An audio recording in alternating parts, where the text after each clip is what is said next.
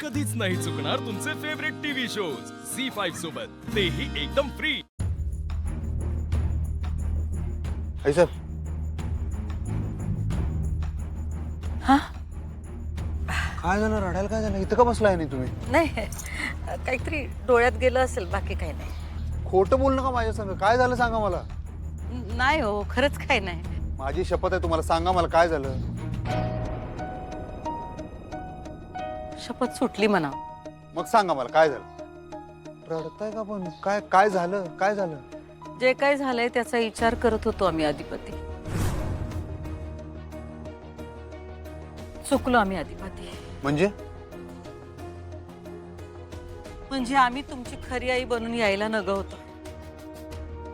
आम्ही तुमची खरी आई कधीच होऊ शकत नाही। तोच जाब विचारत होतो देवी आईला। सोन्यासारखं लेकरू दिलं, पण त्याची आई होण्याचं भाग्य आम्हाला का नाही दिलं? तुम्हीच आमच्या आई साहेब आहे। तुमच्यासाठी हो, पण बाकीच्यांसाठी? अहो, बाकीच्यांना काय ग वाटना? असं नाही अधिपती, फॅमिली आहे। कधी कधी आम्हाला वाटतं का नाही की हे घर सोडून निघून जावं, राहावं, कुठल्या तरी वृद्धाश्रमात जाऊन राहावं। वृद्धाश्रमात? तुमचं पोरग जिवंत आहे अजून म्हणलं। अहो पण अधिपती, तुमचा संसार आहे, तुमची बायको आहे, उद्या लेकरं बाळ होतील। उगा आमची अडचण कशा पाहिजे? आम्हाला ना बाकी काय बी नग अधिपती। तुम्ही सुखी व्हावं, तुम्ही खुश राहावं, एवढंच वाटतं आम्हाला। तुमच्या वडिलांना आम्ही नकोय, तुमच्या बायकोला आमची अडचण होत्या। असं काही नाही आहे आई साहेब। तुम्हाला नाही कळायचं अधिपती। सारख्या कुरबुरी होत राहणार, तक्रारी होत राहणार। आम्हाला का नाही तुमच्या दुःखाचं, क्लेशाचं कारण नाही व्हायचं आता। हात जोडतो आम्ही तुमच्या समोर।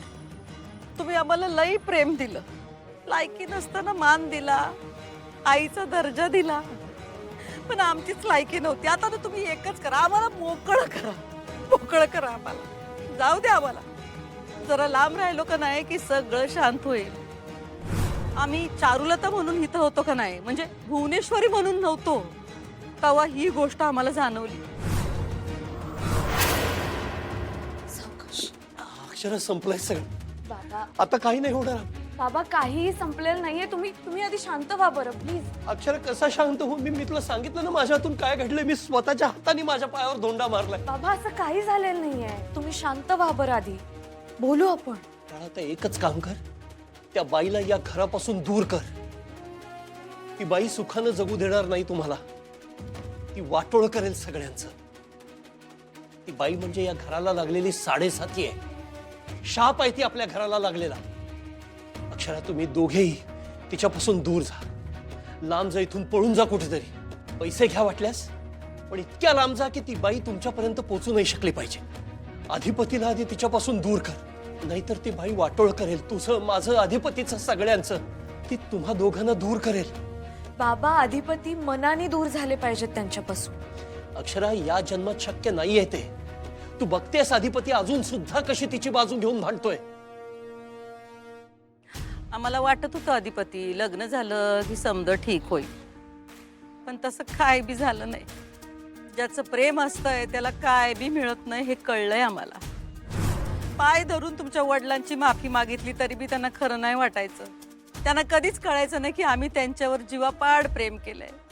त्यांच्या घरावर, त्यांच्या लेकरावर सुद्धा लई उरफोड केली आम्ही, त्यांना जिंकण्याची, मानण्याची, मिळवण्याची, पण आमच्या हाती यश आलं नाही।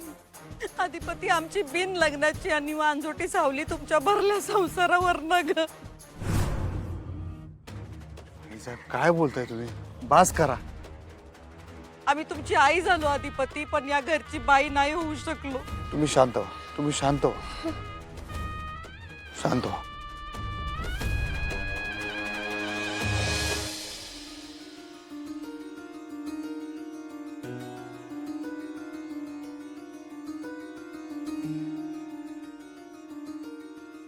या घराला कवा शांती लाभणार आहे का नाही?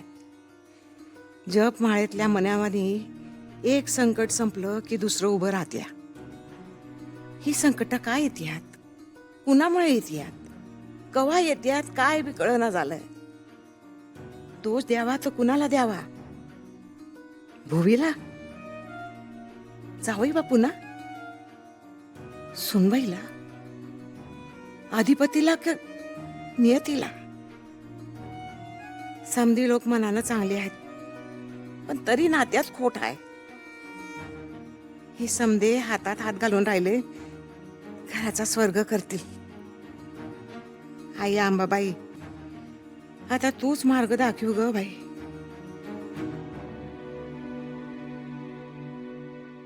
आजी सुनबाई, बरं झालं आलीस. ये, पाणी पे. बस बस. थँक्यू. बोला, तुम्हाला बोलायचं होतं ना? आता चहा टाकते तुझी. नाही, नको चहा नको. अगं थोडा टाकते की. हो आजी, खरंच नको चहा. आपण बोलूया ना, मगाशी विषय अर्धवटच राहिला ना. अगं बोलते, पण चहा पीत पीत बोलू की. म्हणजे तुला थोडी तरतरी येईल की. आजी, मला कळतंय तुम्हाला कसा विषय काढायचा कळत नाही, हो ना? पण आपल्या घरातला प्रश्न आहे ना, आपण मिळूनच सोडवायला हवा, हो की नाही? आणि असा विषय लांबणीवर टाकून तो सुटणार आहे का? बसा बघू, तुम्ही सांगा काय झालंय. अगं बरोबर आहे तुझं. समजूतदार आहेस बघ तू. आहे ना? मग चला, आता मन मोकळेपणाने मला सांगा काय झालंय. ते म्हणजे तू भुवेचा चेहरा समजांसमोर आणलास, हे चांगलं केलंस बघ. पण पण हे समजत 4 चौघांसमोर घडाया नको होतं बघ. आजी अहो, तेव्हा परिस्थितीच तशी होती. मला आधी शंका होतीच, पण जेव्हा खात्री पटली की चारुलता आईच भुवनेश्वरी आहेत, तेव्हा मी घरी येऊन सगळ्यांना सांगितलं, अगदी ओरडून सांगितलं. पण तुम्ही कोणीच माझ्यावर विश्वास ठेवला नाही आणि मला वेडी ठरवलं. सगळ्या जगाला ओरडून सांगत होतात की मी वेडी आहे. मग मी काय करणार होते सांगा मला. आणि मला हे लग्न थांबवायचंच होतं, म्हणून मला 4 चौघात येऊन लग्नात येऊन हे सगळ्यांना सांगावं लागलं की चारुलता आई म्हणजेच भुवनेश्वरी मॅडम. मला बी तशी थोडी कुणकुण लागली होती की चारुलता बाईच भुवे आहेत म्हणून. अहो मग बोलला का नाही आजी? कसं बोलणार? अगं काय बी झालं, किती बी झालं तरी माझा हात दगडाखालीच राहणार. जे चाललंय ते नुसतं बघत राहायचं. अजून काय करू शकते मी? आजी असं काय म्हणताय? आपण आपली माणसं, आपलं घर असं म्हणतो ना.